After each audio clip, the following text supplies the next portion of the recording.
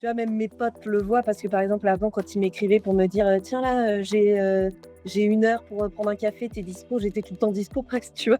Et maintenant, on galère à trouver des moments où je peux aller déjeuner avec eux ou, boire un café dans la semaine. J'ai regardé l'autre jour, je pense qu'en chiffre d'affaires, j'étais à 1000, difficilement 1 500, tu vois? Même, parfois, il y avait des mois où c'était même pas 1000. Et là, tu vois, en juillet, j'ai dû faire, 4 000, je pense. Et là, la première semaine de septembre, j'ai fait 1 400. Donc tu vois, c'est sûr que ça change carrément, quoi. Alors du coup, on va commencer par la première question. Si tu peux m'expliquer un petit peu ton parcours, ton installation? J'ai essayé de te le faire en cours. Moi, du coup, j'étais infirmière en cancéro, comme, je t'avais dit. Et pendant mes études non, pendant que j'étais infirmière, j'ai rencontré, la naturopathie pour un problème personnel, de digestion et tout ça. Donc je suis allée voir un naturopathe qui m'a, carrément sauvé la vie sur, mes ballonnements et mes problèmes digestifs, truc de fou. Donc je me suis intéressée à la naturo, je m'y suis formée pendant 3 ans, mais pendant ce temps, j'étais encore infirmière et pendant la naturo, j'ai découvert le massage. Donc je me suis formée aussi au massage et en gros, à un moment, j'ai fait un burn-out, au travail. Donc là, je suis partie du travail. Mmh.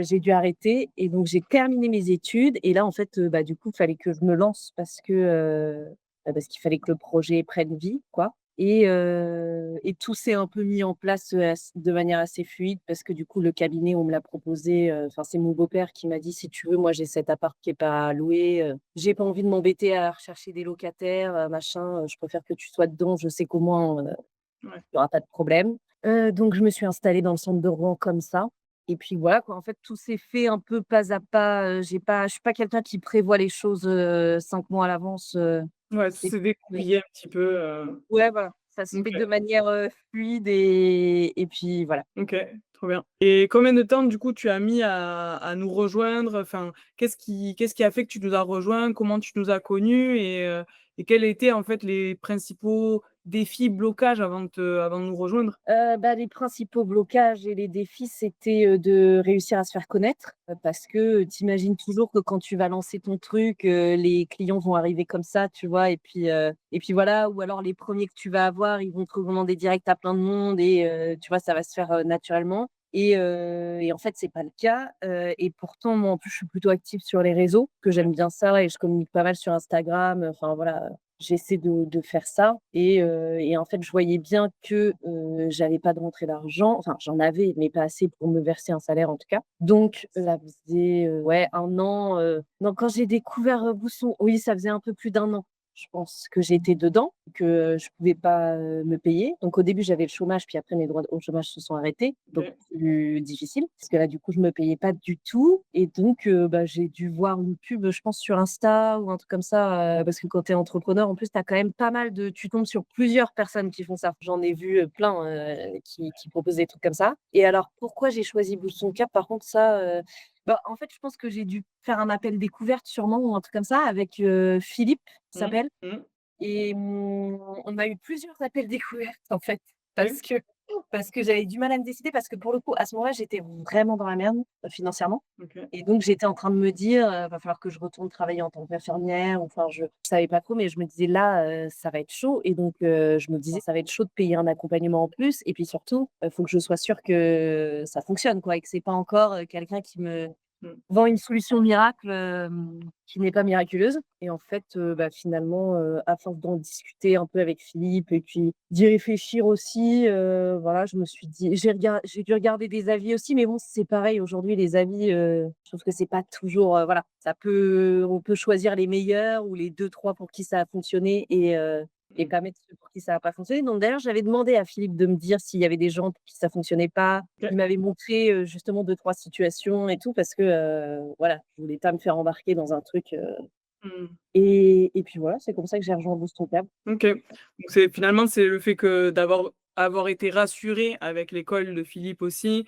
un peu Ouais, la transparence qu'il a pu avoir aussi. oui, c'est et ça, la et transparence, ouais. ouais, qui La t'a transparence et le fait que c'était pas non plus trop un discours, tu vois, trop, merveilleux. ouais, Tu vois ce que il je veux dire? Parce que il je t'a trouve qu'au montré final, aussi. on a tendance sur les réseaux à, tout le monde y va de sa solution miracle, de son truc, tu vas, en 1 mois, tu vas générer, 10 000 € de chiffre d'affaires, enfin, tu vois? Ça peut peut-être arriver, tu vois? Mais à un moment, il faut aussi rester, Ouais, Et réaliste. en fait, c'est ça que j'ai bien aimé, c'est que Philippe, il était quand même très, réaliste et très honnête dans ce Ouais. qu'il me disait et quand, je le poussais un peu pour voir justement, voilà, que je le testais, j'ai trouvé que ça avait l'air d'être quelqu'un de sincère et d'honnête. Donc je me suis dit: «Je pense pas qu'il essaie de me vendre du bullshit, juste pour lui», enfin, je sais pas comment il ce qu'il gagne sur ça, mais voilà, juste, tu vois ce que je veux dire? Et je m'en fiche, ça me regarde pas, mais j'avais pas l'impression qu'il essayait juste de me vendre son truc pour me vendre son truc. Ouais. Oui, oui, dans l'idée, c'était vraiment de te montrer aussi que ça fonctionnait, que ça pouvait parfois ne pas fonctionner, mais qu'on Ouais. allait tout faire aussi pour mettre en place des choses pour justement que ça pour te montrer que ça fonctionne, quoi. Mais c'est vrai que je pense que la démarche aussi de Philippe, enfin des de nos collègues sont plus, dans le côté réaliste. On est OK, il y a des fois ça peut fonctionner et on va tout faire pour et parfois ça ne peut pas fonctionner parce qu'il y a des choses qui font que et voilà, ça va aussi avec, un peu les aléas, donc c'est pour ça aussi qu'il y Mmh. a des garanties, c'est pour ça aussi qu'il y a possiblement aussi Ouais, parfois des bah, règlements. d'ailleurs, cette garantie, tu vois, de remboursement, je trouve ça intéressant aussi de la proposer. Rassurant. Parce que ça montre quand même que, vous êtes plutôt sûr de votre, stratégie. Parce que tu Oui, proposes pas ça si tu es pas sûr. bien Sinon, ça veut sûr, dire que tu rembourses tout le temps tout le monde, donc voilà. pas Et du forcément coup, rentable. j'avais demandé à Philippe si c'était déjà arrivé, que vous remboursiez, des gens et il m'a dit: «Oui, oui, c'est déjà arrivé», et voilà, il m'avait parlé de ces situations-là et tout et je m'étais dit: «Bon, OK, voilà». En plus, je pense que ça devait aussi te rassurer en te disant que, bon, déjà d'une, il y avait la réalité et le fait qu'il soit honnête et transparent et d'un autre côté, il y avait aussi le fait que si jamais ça ne fonctionne pas, tu avais le fait de pouvoir te faire rembourser. Donc c'était aussi une C'est sorte de ça. soulagement et le pied d'entrée pour, enfin voilà, le fait de te dire: «Bon, mais vas-y, je vais partir sur l'abonnement au cas où je sais que je peux me retourner en quelque sorte parce qu'on m'a certifié certaines choses». Donc c'est bien aussi. Ouais, c'est Bon, ça. Mmh. cool, cool. Et là, du coup, on va parler un petit peu de toi et de tes campagnes. Ouais. Qu'est-ce qui a vraiment fonctionné pour toi? Quels conseils tu donnerais en termes de game changer, pour les personnes? Heu Bah, ce qui a vraiment, là où ça a carrément changé, c'est, Meta, tu vois? Et le fait de quand même travailler le visuel, et cetera. Pas hésiter aussi à faire une, belle promo parce que du coup, forcément, ça attire les gens et il y en a plein qui m'ont dit, «J'osais ja ça faisait 6 mois que je suivais votre compte, mais que je sautais pas le pas». Ça m'a permis de sauter le pas, par exemple. OK. Et voilà. Après, je pense qu'il faut pas non plus trop aller dans tout le temps des promos parce que sinon, à un moment, les gens, ils payeront jamais le vrai prix parce qu'ils comprendront pas. Il Mmh. faut faire gaffe aussi à ça, mais ça peut être bien pour un lancement et donc oui, Meta, clairement, mais même, en fait, même Google, je vois le changement parce que tu vois, depuis qu'on a lancé Google, j'ai, tout le temps des appels, enfin tout le temps, très régulièrement quand même des appels sur mon téléphone, de numéros que je connais pas et qui c'est pour des renseignements ou voilà. Bon, j'ai aussi les relous qui appellent un peu plus, mais ça, c'est le jeu quand on fait du massage et qu'on est une femme, hein, voilà.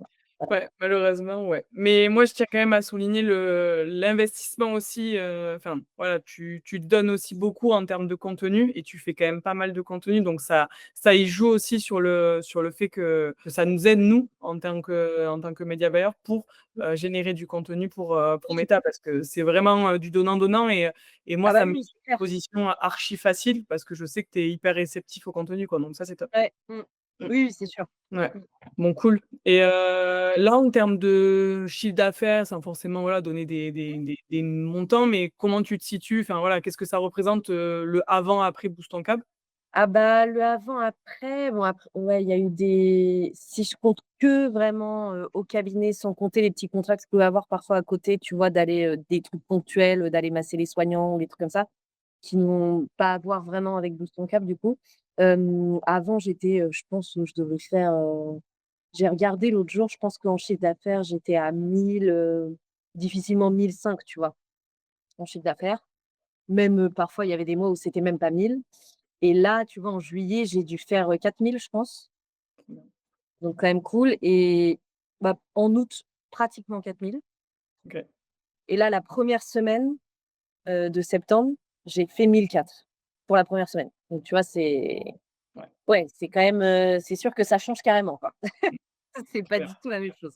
Ouais et avant Boost ton câble, du coup, tu étais inférieur à 10 patients Ouais.